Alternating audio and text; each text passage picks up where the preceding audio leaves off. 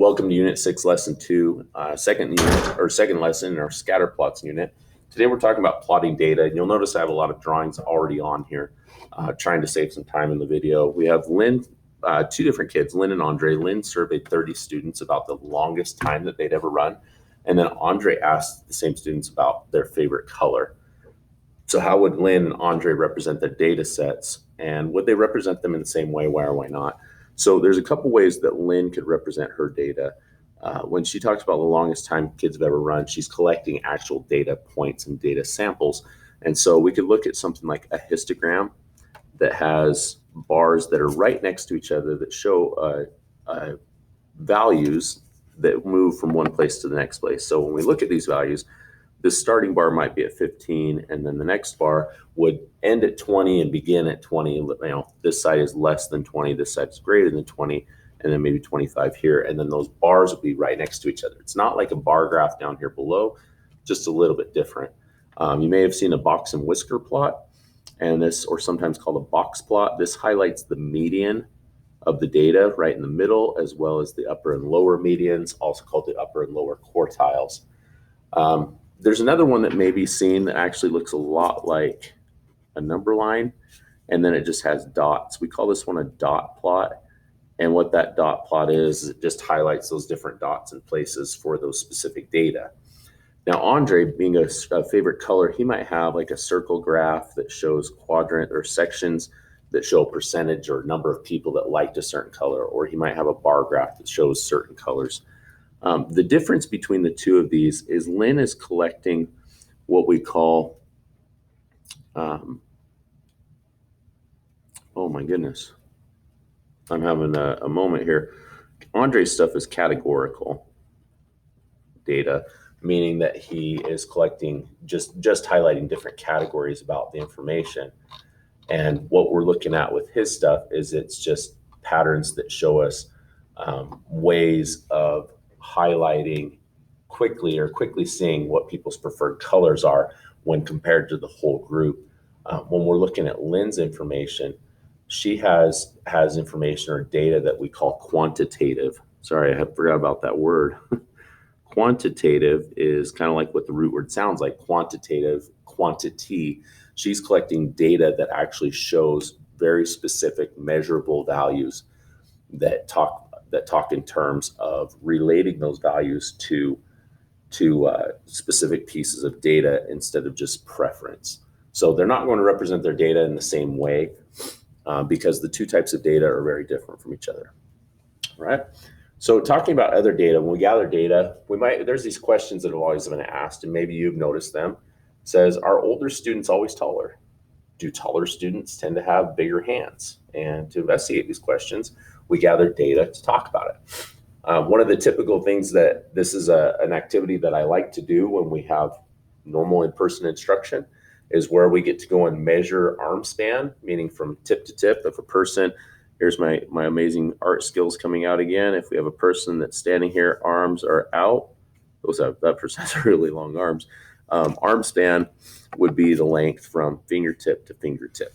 So that's arm span. And when we talk about hand span, we're talking about somebody puts their hand out like this and they go from tip of their pinky to the tip of their thumb. And we measure those pieces. We can also measure the height of a person. And what we're looking at with this is we're finding out is the person's height, arm span, and hand span, are there any measurable, any kind of measurable correlations that we can see? Like, is this really true? Is a person who is older really always taller, and do they always have bigger hands?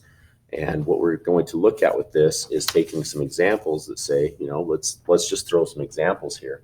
Some old data that I've collected in the past is ones like if you measure a person I had a person that was 160 centimeters tall.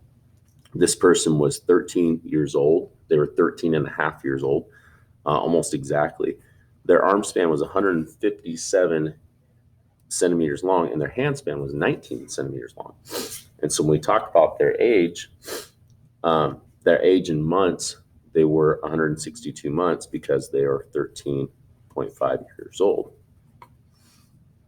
When talked about another student that was She wasn't really happy about this one, but 150 centimeters and 152 centimeter arm span, and her hand span was 16 centimeters. So this student had just turned 13. So her value, she was 156 months old, which was exactly 13 years. And when we looked at these, we said, hey, well, there's some interesting information. And as we got more and more and more students and we recorded more and more data, we were able to collect this data and put it into a certain kind of graph, or what we talk about, the scatter plot. The graphical representations that we can use to be able to show the class's height measurements is something that we can actually just take and make like a number line and do that dot plot. But what we're going to look at that's a little bit different is we're actually going to compare the heights and the hand spans to all these kids. And what we saw with that is, as we got these data in here, without all these different colors, such as it says in this, there was an interesting correlation that most of the kids, when we talked about height and hand spans, we saw a lot of data that was really close together, like this.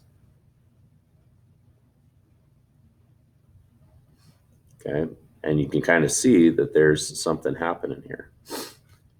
And the question that comes out with it says, like what we were asking, it says, do taller students in your class tend to have bigger hands? And the answer was yes. Every single year that I've ever done this, it's been an absolutely a yes. And explain how you know. Well, the data, as we see this, as height increases,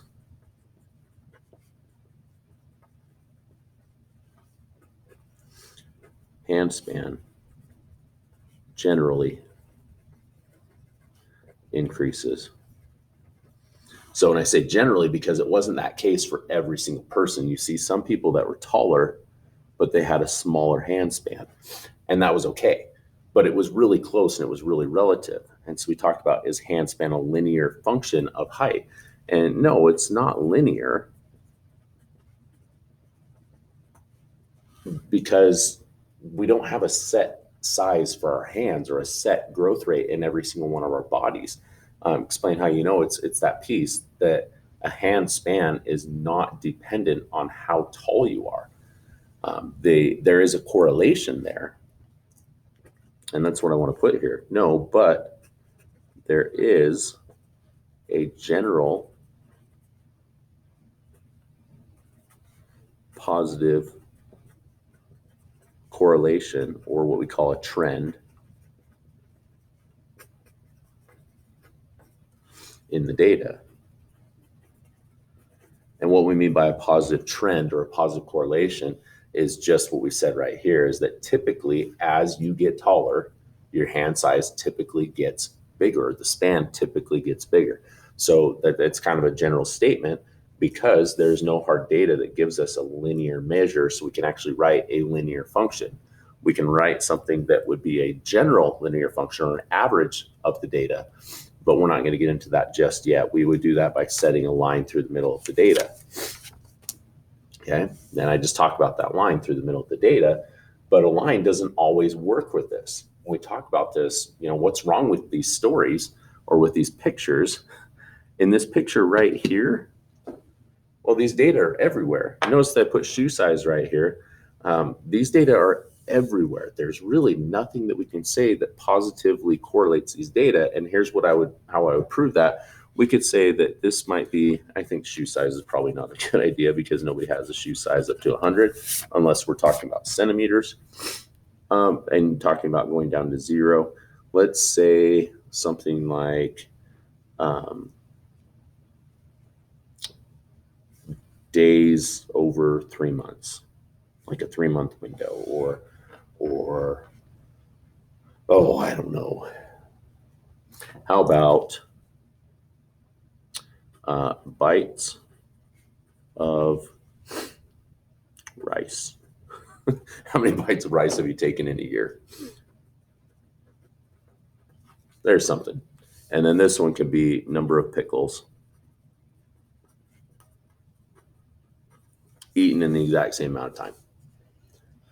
It's kind of an absurd correlation, because they're really not correlated. In some areas, like, ew, who would eat rice with pickles? those are the pieces with that. This line right here does not match with any kind of an average because these two pieces of data don't have any kind of correlation. There's no trend in the data that says that you're going to eat more pickles because you eat more rice. It's just there's nothing correlated there, right? So this one, it says, how interested are you in cars? Interested in cars, looking at this very some, not very and none, a bar graph like this, yeah, it might be useful. It might be something that kind of shows it with these values, but there's something that's better. It's called the Likert scale, where you can actually collect quantitative data. And typically a bar graph does not collect quantitative data. The other issue with this is recognizing 25% and 26% is awesome, but when you put 23% as a zero, that's a problem. And that's why this bar graph would not really work right. These bars are averaged out correctly, but it's not a good representation of quantitative data. So this is really where we're focused at, is the scatter plots. And let me show you why. Looking at these, this is our summary. We have histograms like we talked about earlier. And we talked about a couple, in this example, we talked about two different attributes of dogs. We talked about how heavy a dog is and how tall a dog is. And over here, this could be the age that goes with it. Could be. But these histograms, they show us the weights in the dogs and how they were distributed, but they don't give us any evidence about a connection. That's our key thing. There's no connection between the two pieces of data. When we put that same data, the exact same data, into a scatter plot, these scatter plots, here is the most important thing from lessons 1 and 2. Scatter plots allow us to investigate possible connections between two attributes. If there's one thing to pull out of lesson 1 and lesson 2, that is the most important thing.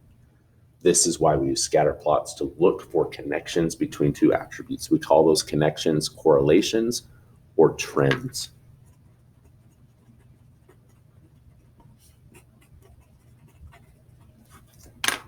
And then we can look at that and say, oh, hey, here's a correlation or a trend. What we notice with these data is that as a dog gets taller, that dog weighs more. And it's the same correlation that we can find in human beings and really in just about any other organism on Earth. Scatter plots are really helpful for discovering that exact concept. So thanks for tuning in. Hope this was helpful. Have a great day.